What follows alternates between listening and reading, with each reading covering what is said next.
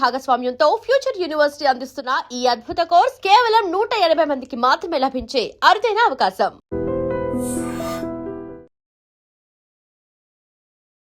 నమస్తే రమ్ గారు. నమస్తే జయ. రమ్ గారు, మనము విక్రమార్కుడు ఎన్ని కథలు చెప్పుకున్నామో కదండి. అవును, ఇంకా ఉన్నాయా రమ్ గారు? బోల్డ్. అసలు ఇన్ని కథలు ఎలా వచ్చాయో రమ్ గారు ఆయనవి కదా, మరి పుంఖాలుగా చాలా అంటే చెప్పుకున్నాము. విక్రమార్కుడి కథలు మనకు తెలిసినవి సింహాసనం ద్వాత్రింశిగా, భట్టి విక్రమార్క కథలు ఇలాంటివి విన్నామా. కాశీ మజిలీలో కూడా విక్రమార్కుడి కథలు ఉన్నాయి. ఓ, ఇందులో కూడా ఉన్నాడు. ఇందులో కూడా ఉన్నాడు. తర్వాత కథా సరిత్సాగరంలో కూడా విక్రమార్కుడు ఉన్నాడు, త్రివిక్రమసేనుడి పేరుతోటి. ఓకే, అవే కథలు త్రివిక్రమసేనుడు కథల్లా కనిపిస్తాయి. కాశీ మజిలీలో ఇంచుమించు 9-10 భాగాల పుస్తకంలో కనిపిస్తారు. విక్రమార్కుడు పుట్టుక, అతని జీవనము కొంచెం చిన్న డిఫరెన్స్ తోటి కనపడుతుంది. విక్రమార్కుడు రాజుకు ఒకడే కొడుకు. ఆ సమయానికి మంత్రి గారి అబ్బాయి, సైన్యాధిపతి కొడుకు, పురోహితుడి కొడుకు కూడా అతనితో పాటే పుట్టారు. వీళ్ళందరూ కలిసి పెరిగారు. విక్రమార్కుడికి వాళ్ళ ఆ భట్టి మంత్రి గారి అబ్బాయి అన్నట్టుగా చూపిస్తారు, లేదా ఇంకో సైన్యాధిపతి కుమారుడు అన్నట్టుగా. యాక్చువల్ కథలో మనకెట్లా తెలుసు, విక్రమార్కుడు సొంత తమ్ముడే భట్టి, తల్లులు వేరు అని వింటాం. భట్టి విక్రమార్కుడు కదా మనం అనుకుంటాం, అలాగే చెప్పుకుంటాం కదా. ఈ కథల్లో కూడా విక్రమార్కుడు భట్టి ఉంటారు. ఓహో, భట్టి తమ్ముడుగా కనపడ్డు, చిన్న డిఫరెన్స్ ఉంది, కానీ విక్రమార్కుడి కథలే కనిపిస్తాయి. మరి ఏమైనా చెప్పుకుందామండి కాశీ మజిలీల నుంచి? చెప్దాం. విక్రమార్కుడి కథ మొదటి భాగం అంతా నేను చెప్పట్లేదు, చాలా ఇంట్రెస్టింగ్గా ఉన్న కొన్ని భాగాలు చెప్తా. ఓకే. కాశీ మజిలీలో ఇంచుమించుగా 200 మజిలీలు వచ్చాక ఈ కథలు వస్తాయన్నమాట. విక్రమార్కుడట మలైవతి అని ఆమెను వివాహం చేసుకున్న తర్వాత ఆయన రాజ్యం చేసేవాడు. 6 నెలలు ఇక్కడ ఉండి 6 నెలలు బయట ఉండేవాడు కదా. అయితే ఏం చేసేవాడు, ఇంచుమించుగా ప్రతిరోజు మహాకాళ సన్నిధికి వెళ్ళేవాడు. మహాకాళ సన్నిధిలో విదేశాల వార్తలు తెలుస్తుండేవి. సాయంకాలం వెళ్ళంగానే స్వామివారిని దర్శనం చేసుకుని కాసేపు దేవాలయంలో గడిపి వచ్చేవాడు. ఈ దేవాలయంలో కూర్చున్నప్పుడు అనేక ప్రాంతాల నుంచి దేవాలయాలకి వచ్చినటువంటి వాళ్ళందరినీ చూడడానికి, వాళ్ళతో మాట్లాడడానికి, తర్వాత ఏమో కొత్త వింతలు తెలుసుకోవాలి. ఆయనకి ఏంటంటే ఎక్కడ వింతగా ఉంటుందో అది వెళ్ళి చూడాలి, ఆయన కోరిక అది. ఎట్లాగో 6 నెలలు ఆయన వనవాసం, అదే దేశాటన చేయాలి కదా, అప్పుడు అక్కడికి వెళ్తాడు కాబోలు. అంటే ఇప్పుడు మనం ఐడ్రీ మీడియాలో చెప్పలేదు కాబట్టి ఇది ఒకటి చెప్పలే. విక్రమార్కుడికి 1000 సంవత్సరాలు జీవించే అవకాశం ఇచ్చింది కాళికాదేవి. అవును. అయితే ఆయన తమ్ముడు లేదా మంత్రి అయినటువంటి భట్టి 2000 సంవత్సరాలు జీవించి ఉండేందుకు అవకాశాన్ని కాళికాదేవి దగ్గర నుంచి తీసుకున్నాడు. విక్రమార్కుడు 1000 ఏళ్ళుండి భట్టి 2000 ఏళ్ళు ఉంటే విక్రమార్కుడు వెళ్ళిపోతాడు, భట్టి ఉండిపోతాడు. అప్పుడు ఈ 1000 ఏళ్ళు రాజ్యం చేసేదాన్ని భట్టి తెలివిగా దీన్ని ఎట్లా మార్చాడంటే, విక్రమార్కుడు 6 నెలలు రాజ్యాలో ఉండేటట్టు, 6 నెలలు దేశాటన చేసేటట్టు, అట్లా వీళ్ళిద్దరూ కలిసి 2000 సంవత్సరాలు భూమి మీద పరిపాలన చేశారట. మరి వాళ్ళతో పాటు వాళ్ళ భార్యలు ఉన్నారా, ప్రజలంతా ఉన్నారా, పిల్లలు ఉన్నారా, అలాంటి ప్రశ్నలకి మనకు సమాధానాలు లేవు. కానీ వీళ్ళు 2000 సంవత్సరాలు మాత్రం ఉన్నారు. ఆ కాలం ప్రజలంతా ఉండుండరు, రోజులు మారినాయి, కానీ వాళ్ళు ఉన్నారు, వీళ్ళు మాత్రం ఉండుంటారు. అయితే ఈయన 6 నెలలు దేశాటానికి వెళ్ళేటప్పుడు కొత్త వింతల గురించి విని అవి ఎక్కడ జరుగుతాయో అక్కడికి వెళ్ళేవాడు విక్రమార్కుడు. ఊరికే వాళ్ళ ఊరి నుంచి బయట ఊరు పక్క ఊరికి వెళ్ళి రావటం కాకుండా ఎక్కడ వింత విడ్డూరము విశేషము కనపడుతుందో దేశాటానికి అక్కడికి వెళ్ళేవాడు. ఒకనాడు ఈయన మహాకాళ మందిరానికి వెళ్ళినప్పుడు ఒక పరివ్రాజకుడు ఒక ఆయన అక్కడ ఉన్నాడట. అయితే ఆ ప్రాంతంలో ఉన్న భక్తుడు ఒక ఆయన ఈ పరివ్రాజకుడిని పట్టుకుని దండం పెట్టి, నాకు మంత్రోపదేశం చేయండి, సన్యాసాశ్రమం స్వీకరిస్తాను అని అడిగేసరికల్లా పరివ్రాజకుడు ఆయన అన్నట్ట, సిద్ధుడు, నువ్వు ఇంకా సంసారంలో ఉన్నావు, నీ బాధ్యతలన్నీ పూర్తి చేసుకునిరా, ఓహో, నీ సంపద అంతా చెల్లుబాటు చేసుకునిరా, అన్ని పక్కలకు చేసుకొచ్చాక అప్పుడు నేను నీకు ఆశ్రమ స్వీకారానికి నేను మార్గం చూపిస్తాను అని చెప్తున్నాడు. అంటే ఈయన ఇవాళ రాలా, ఇప్పటికీ కొన్నిసార్లుగా వస్తున్నాడు ఇక్కడికి. విక్రమార్కుడు వెళ్ళి ఆయనకి నమస్కారం చేశాడు. నేను ఫలానా అని చెప్పుకున్నాడు. మీరు ఇన్ని ప్రాంతాలు ఎక్కడెక్కడికి వెళ్ళొచ్చారు, ఏ ఏ ప్రాంతాలు చూశారంటే నేను ఎన్నో ప్రాంతాలు చూశానని చెప్పాడు. మీరు చూసిన దాంట్లో వింత విడ్డూరము విచిత్రము ఏదైనా ఉందా అంటే ఈ పరివ్రాజకుడు చెప్పాడు, ఇక్కడికి ఉత్తరంగా అంటే ఉజ్జయిని నగరానికి ఉత్తరంగా కనుక చాలా ప్రయాణం చేస్తే అక్కడకు సూర్యగిరి అనే ఒక కొండ ఉందని, ఆ కొండ మీద బ్రహ్మాండమైన ఒక సరస్సు ఉందని, ఆ సరస్సులో బంగారు కమలాలు అవి పూస్తాయి, ఉదయం పొద్దున్నే ఒక బంగారు స్తంభం పైకి లేస్తుంది అందులోంచి, ఆ నీళ్ళలోంచి, ఆ చెరువులోంచి. ఆ లేచింది సరాసరి పైకి వెళ్ళి సూర్యమండలం దాకా వెళ్ళిపోతుంది. సాయంత్రానికి మళ్ళీ దిగొచ్చేస్తుంది. ప్రతిరోజు వెళ్తుంది అట్లా. ఆ ప్రాంతపు విడ్డూరమే అది. ధవళ కాంతలు సరే బంగారు కాంతులు వెదజల్లుతూ ఉంటుంది ఆ స్తంభం. ఆ స్తంభం మీద ఏ లోహం పెట్టినా ఏం పెట్టినా సరే అది ఎదుగుతూ ఉండగా దాని మీద ఏమైనా పెట్టామనుకో అది వెళ్ళిపోయి సూర్యుడిని తాకి వెనక్కి వచ్చాక దాని మీద బూడిద కుప్ప ఉంటుంది, ఆ వస్తువు ఉండదు. అంత సూర్యుడికి దగ్గరగా వెళ్ళిపోతుంది అన్నమాట అని చెప్పాడు. చెప్పేసరికల్లా విక్రమార్కుడికి అదేమిటో చూసేయాలని ఉంది. సూర్యుడికి అంత దగ్గరగా వెళ్ళే అవకాశాన్ని తీసుకోవాలి, ముందు అది చూడాలి. సరే బాగుందని ఆయనకి వివరాలు ఎట్లా వెళ్ళాలి ఏమిటి అన్నీ కనుక్కున్నాడు. 2-3 రోజులు ఆయనకి అదే కల్లో వస్తుంది. ఇక ఎవ్వరికీ చెప్పాల ఆయన ఫలానా చోటికి వెళ్తున్నాను అని చెప్పకుండా ఆయన దారిని ఆయన గుర్రం వేసుకుని బయలుదేరి వెళ్ళిపోయాడు. ఈ వెళ్ళేటప్పుడు ఏమనుకున్నాడు, పంచభూతాలే ఇస్తాయి కావాల్సింది ఏదైనా మనకు అవసరమైతే, ప్రపంచం మనకు కావాల్సింది ఇస్తుందని సొమ్ము గిమ్ము ఏమీ లేదు, వట్టి గుర్రము రాజుగారు. ఈ వెళ్తూ ఉండగా బాగా ఇదంతా వెళ్ళాలిగా గుర్రపు స్వారీ చేసుకుని ఒక బ్రాహ్మణ ఆయన కనిపించాడు దారిలో. ఆ బ్రాహ్మణ ఆయన ఎట్లా కనిపించాడంటే బాగా దాహం వేస్తుంది ఈయనకి, మంచి ఎండగా ఉంది, ఒక ఎడారి ప్రాంతం అది, ఎక్కడో ఒక చెట్టు కనపడుతోంది. ఈయన పోయి ఆ చెట్టు కింద కూర్చుంటే ఒక ఆయన ఎవరు నడుచుకుంటూ వచ్చి ఉసూరుమంటూ వచ్చి ఈశోన ఆ చెట్టు కింద కూర్చున్నాడు.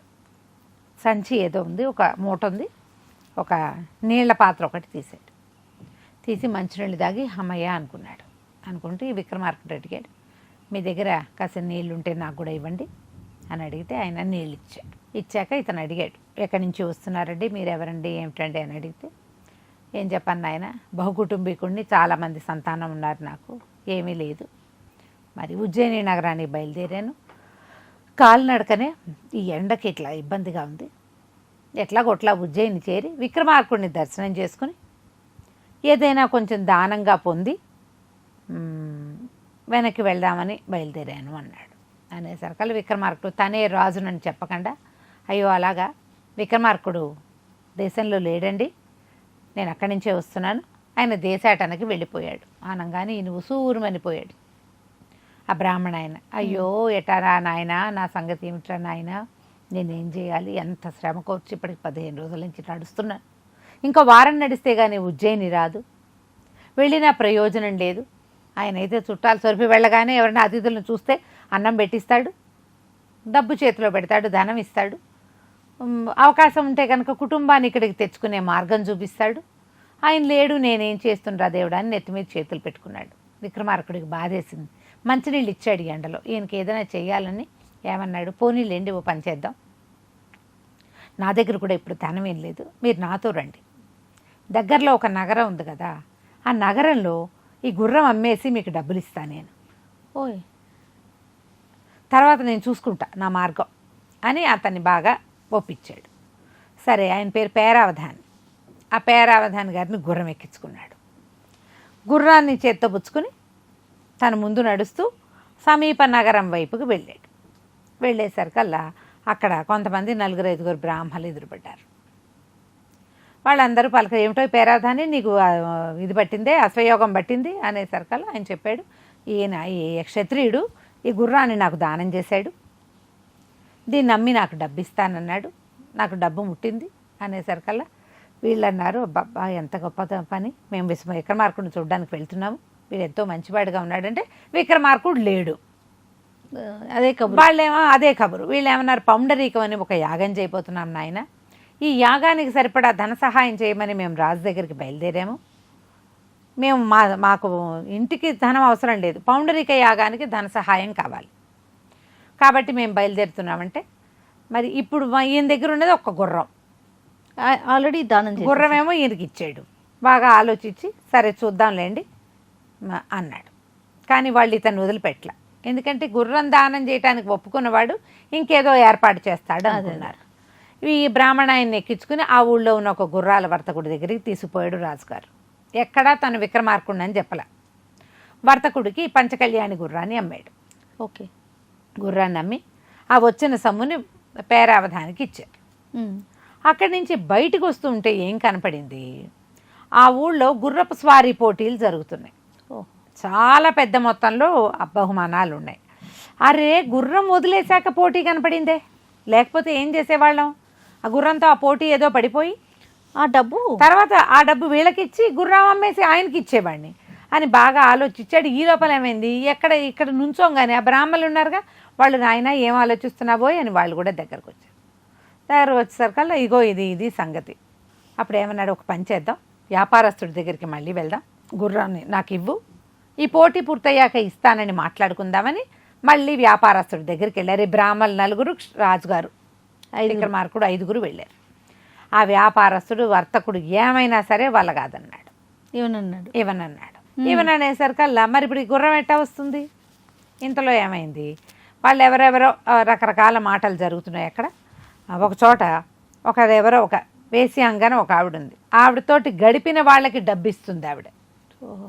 అంటే వీడు గుర్రం ఇవ్వనంటున్నాడు కదా, పోనీ మనం అక్కడికి వెళ్ళి అదేదైనా చేసుకుందామా, అక్కడికి వెళ్దామా అని ఆలోచించారు.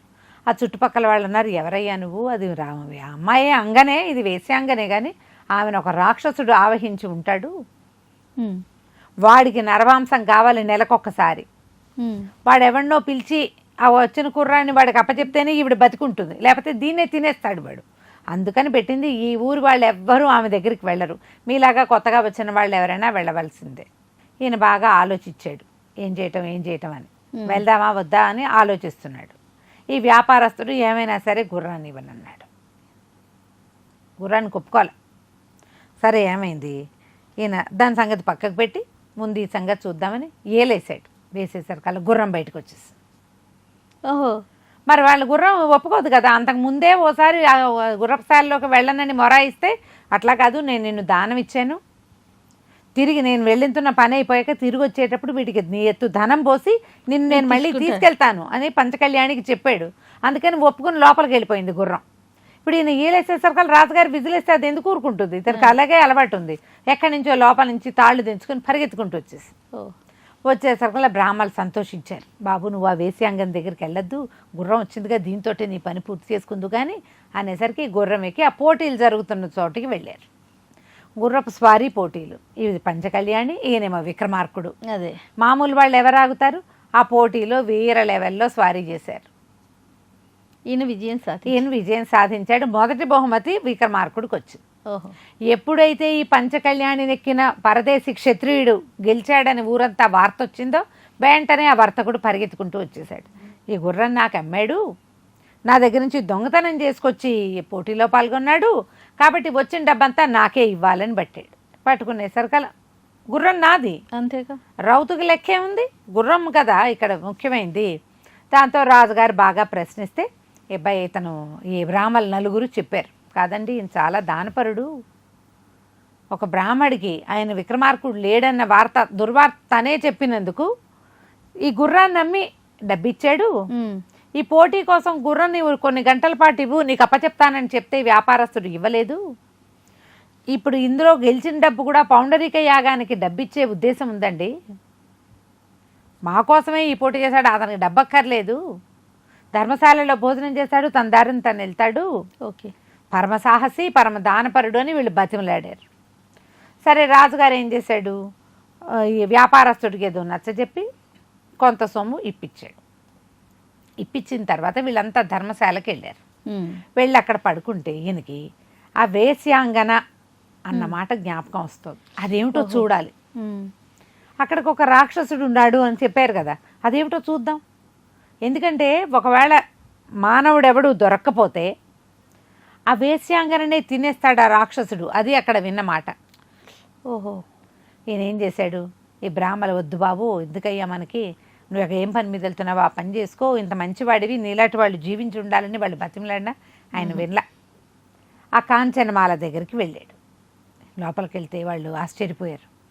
ఆ లోపలికి ఒక చిలక వాకిట్లోకి వచ్చింది, తీసుకుపోయింది లోపలికి. ఏమంటే మీకు తెలుసో తెలీదో, మీరు చూడడానికి ఎంతో బాగున్నారు, పిచ్చి వెర్రి వెధవులంతా వస్తారు ఇక్కడికి, అక్కడ రాక్షసుడు ఉన్నాడండి, ఓహో, తనతో చాలా ప్రమాదం, చాలామందిని అతను తినేశాడు, మాకు ఒక తప్పనిసరి అయ్యి, లేకపోతే వాడు మమ్మల్ని విరుచుకు తినేస్తాడని ఇట్లాంటివి పెట్టుకున్నాం, కానీ మీలాంటి గొప్పవాళ్ళని ఇట్లా మరణించడానికి మాకు ఇష్టం లేదండి అని ఆ చెలికత్తి పాపని చెప్పింది దాసిది. నేను ఒప్పుకోలే, ఏం పర్వాలేదు, నేను చూస్తాను దాని సంగతి అని లోపలికి వెళ్ళాడు. వెళ్తే ఆ కాంచనమాల అనే ఆ వేశ్యాంగన ఈయన్ని బాగా సేవించిన వాడికి దుఃఖంగా ఉంది, చూస్తే ఇంత బాగున్నాడే, దేవేంద్రుడు దిగొచ్చినట్టుగా ఉన్నాడు, ఈయన ఇరికించేస్తామేమోనని భయంగా ఉంది, కానీ వాళ్ళకి వేరే దారి లేదు, ఆప్షన్ లేదు కదా. సరే చక్కగా సేవలు అందుకున్నాడు, వీణలు గీణలు అన్నీ వాయించారు, వీణలు వాయించారు, భోజనాలు పెట్టారు, ద్రాక్ష పళ్ళు తెచ్చారు. వాళ్ళంతా వ్యవహారం అయ్యాక ఎప్పుడైతే ఈయన మంచం మీద పడుకున్నాడో వెంటనే ఆ గోడలో నుంచి వచ్చాడు ఆ రాక్షసుడు. ఈయన దగ్గర చంద్రహాసం ఉంది, ఈయనకి ఇంద్రుడి వరం ఉంది. ఆయన ఎప్పుడు కావాలనుకుంటే అప్పుడు ఆ చంద్రహాసం వజ్రాయుధంగా మారుతుంది. ఆయుధంతో రాక్షసుడిని సంహరించేశాడు. ఎప్పుడైతే 4 గట్టి కత్తి దెబ్బలు తగిలినాయో వజ్రాయుధం దెబ్బ తగలగానే వాడు రాక్షసుడు కుప్ప కూలిపోయి బూడిది కుప్పగా మారిపోయాడు. కాంచనమాల ఎంతో సంతోషించింది. మీ వల్ల ఇప్పటికి నాకు వీడి నుంచి విముక్తి వచ్చింది, కొన్ని సంవత్సరాలుగా ఈ పని చేస్తున్నాం, లేకపోతే మేమే మరణిస్తాము, కొన్నిసార్లు ఎవరు దొరకపోతే మా చెలికత్తెల్ని కూడా తినేశాడు అని చెప్పింది. చెప్పాక ఈయన అన్నాడు, నువ్వేం కంగారు పడకు, ఇక వాడు నిన్నేం చేయడు అని చెప్పి కొద్ది రోజులు ఆమెతో ఉన్నాడు. ఆమె అడిగింది, ఏం ఆజ్ఞ, ఏం చెప్తారు అంటే, వీళ్ళు పౌండరీక యాగం చేస్తున్నారు, వాళ్ళతో పాటు వెళ్ళు నువ్వు, ఇక నువ్వు నా భార్యగా చెలామణి అవుతావు, నీ కలిగే సంతానం వీళ్ళకి ఈ పౌండరీక యాగంలో సహాయం చేస్తుంది, వాళ్లే నీతో పాటు ఉంటారంటే ఆ బ్రాహ్మలతో కలిసి కాంచనమాల ఈ నగరాన్ని విడిచిపెట్టి వెళ్ళిపోయింది. అక్కడి నుంచి బయలుదేరి విక్రమార్కుడు ముందుకు సాగాడు. ఆయన తను అనుకున్న ప్రదేశానికి చేరతాడా, మధ్యలో ఎవరెవరిని ఎలా ఉద్ధరిస్తాడో తర్వాత భాగంలో విందాం. తప్పకుండా రమ్మగారు. నమస్తే. నమస్తే. And for more videos, Please subscribe to iDream. Please subscribe to iDream. Please subscribe iDream. And please subscribe to iDream. For more videos, subscribe to iDream. please like, share and subscribe to the channel. Congratulations, iDream. Subscribe to iDream. Subscribe to iDream. So subscribe to iDream Media. iDream ki iDream team andarki huge congratulations. Please subscribe iDream Media. Please subscribe to iDream. Subscribe iDream. Please subscribe to iDream. iDream అంటే నా కళల channel subscribe చేసుకున్న నోరు తిరుగుతలేదు, మీరైతే గంట గుర్తు కొట్టండి. For more such videos, please subscribe to iDream. Subscribe to iDream. Please subscribe to iDream. Please subscribe iDream Media. Please do subscribe to iDream. Please subscribe to iDream Media. For best entertainment and information, please subscribe iDream. And don't forget to subscribe to iDream.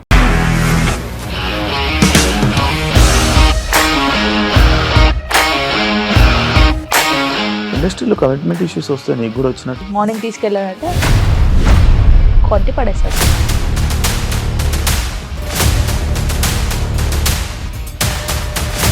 ఒక్కళ్ళు కూడా చూడలేదు ఈ cinema అని చెప్పడానికి కూడా చాలా ధైర్యం కావాలి. అది నిజం కదా, దాంట్లో ధైర్యం ఏంటి? నెక్స్ట్ డే ప్లేట్ మార్చేస్తే తప్పు కదా. As of now, we are comfortable this అని నేను అనుకుంటున్నాను. రష్మిక గారిది మీది ఒకే ఊరంట కదా. నీకు కోపం వచ్చిందంటే బాగా తిట్టేత్తరా? తిట్టేద్దామండి.